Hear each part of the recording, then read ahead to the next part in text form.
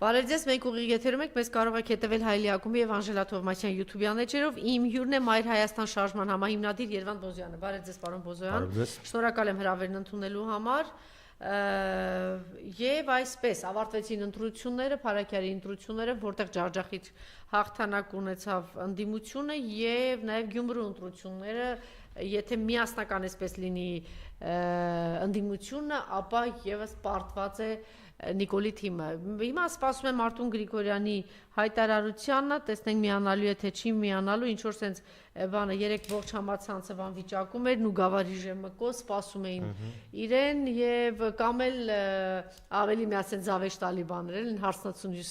ֆիլմի մեջ որ ասում Նատաշա չգիտեմ ինչով նայեն, ասում էր կգա, ես իմ տղամարդու խոսքը կասեմ, հիմա գուցե տես մի հատ ինչ որ մեկին են սպասում, մեկի զանգին են սպասում, ինչեւ ամեն ինչ կարող է հիմա ենթադրել, խոսել, ասել, ես երեք ճիշտն ասած իմ անձնական էջով անդրադարձել եմ այդ թեմայից եւ քանի որ գիտեք Հայաստանը շատ փոքր է, կուլիսային բոլոր խոսակցությունները հրապարակ են գալիս, մի քանի բաներ էին ասում, որ առաջ է քաշել Մարտուն Գրիգորյանը, ինչու անմիջապես, ինչպես Մայր Հայաստանի տեխնացուն եւ Ռուբեն Մխիթարյանը անմիջապես ընտրություններից մի քանի ժամ հետո հայտարարեցին, որ միանում են հաղթող տեխնացուի, որտեղ այդ հարցը դրված էր, որ ով որ կհաղթի, մյուս տեխնացուները կմիավորեն, այսինքն սա միասնական պայքար է, որպեսզի թշնամուն դուրս վռնդեն Գյումրից, այս պարագայում Հայաստանից եւ շատ շատերը հույս ունեն, որ սա կմոբիլիզացնի, կսթափեցնի, առավել կուժեղացնի եւ նաեւ ուժ կտա մեր ժողովրդին, որ այո, պայքարը կարող է բերել իր արդյունքը, այ պայքարի այս ձևները նաեւ ողջունելի, իհարկե չմերժելով պայքարի մյուս ձևերը։ Ինչպես ասեցի, այդպես էլ Մարտուն Գրիգորյանի կողմից երեք ասում էին, որ կպատասխանի, ուղղակի շատ տարօրինակ է, որ մինչև այս պահը այդ պատասխանը չկա, ինչևէ ինչ կլինի, եթե ինքը կորոշի, որ չի միանում, ինքը պիտի հասկանա, որ իր ճակատին ինչ որ բաներ է գրվելու, եթե հանկարծ ինքը որոշի, ասենք միանալ ՔՊ-ին, կամ ասի ես անմասն եմ մնում, կամ ասենք հայտարարի 2 ձայն եմ միայն տալիս այնտեղ, բա այն 4 ձայնը կարող են 4 ձայնից մեկն էլ որոշի, կամ երկուսը որոշեն ՔՊ-ին ձայն տալ, հիմա դա, չէ՞։ Օրինակ դա տրամաբանական է, թե տրամաբանական չի։ Երեք էլ խոսում էի դրա մասի, որ ասում է կարող են ձերբակալել Վարդան Ղուկասյանին, որովհետև իր վրա չգիտեմ ինչ որ քրեական գործեր կան Հայաստանի Հանրապետությունում, Նիկոլի ժամանակաշրջանում, Անայի ժամանակաշրջանում չկա մեկ մարդ, որ ասի ես այնքան ամբասիր, ամեն ամբասիր մաքուր մարդու վրա անգամ մենք ունենք օրինակներ, որ Նիկոլը ինչպես է գործ կարել եւ անգամ տարել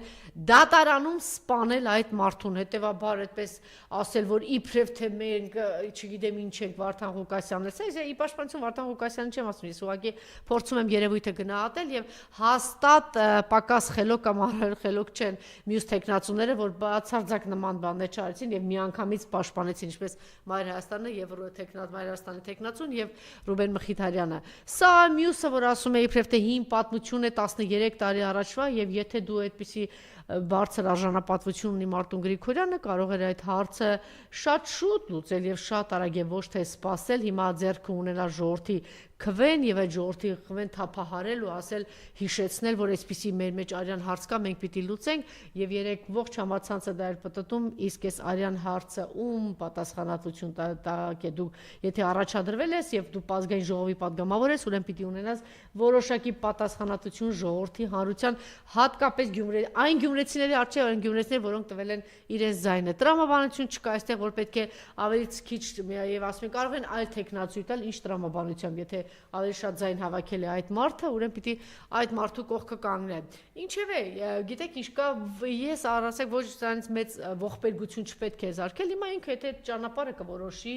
իր գործընկերները կամ իր համախոհները կամ այն մարդիկի թիմակիցները կամ իրեն խորհուրդ տվողները կորոշեն, պիտի նկատի ունենան, որ շատ ծանր բանի տակ են մտնում եւ գուցե ինչ որ զուլալեցման բանի ինչ որ փուլ է գալու եւ ավելի հստակ կլինի, կտեսնենք։ Այնպես որ այսպիսի վիճակ է, շատ տարօրինակ է, որ միջև այժմ արդեն 3-ներ թիմակիցներից է գրել են, հիմա կարող է այսօր լինել, կարող է չգիտեմ ծանրակշիռ ինչ որ բաներ անեք, ձեր լոլոներով զահլամի տարեք մեր թե չգիտեմ ավելի եք ամեն ինչ պղտորում դուք եւ ես ասեմ ավելի վատ վիճակի մեջ եք դնում Մարտուն Գրիգորյանին եւ նաև բան եք թողնում, որ մենք այս անձի հետ կապված հետագայում շատ հարցեր ունենանք եւ ընդհանրապես վստահության հարց առաջ գա այս անձին եւ այս թիմին արժե վստահել թե չարժե վստահել որևէ մեկը չհամարցակվի հերթական անգամ ամենակարևոր եւ ամենավտանգավոր բանը պարոն Բոզոյան որ հերթական անգամ չհիասթափեցնեն մեր ժողովրդին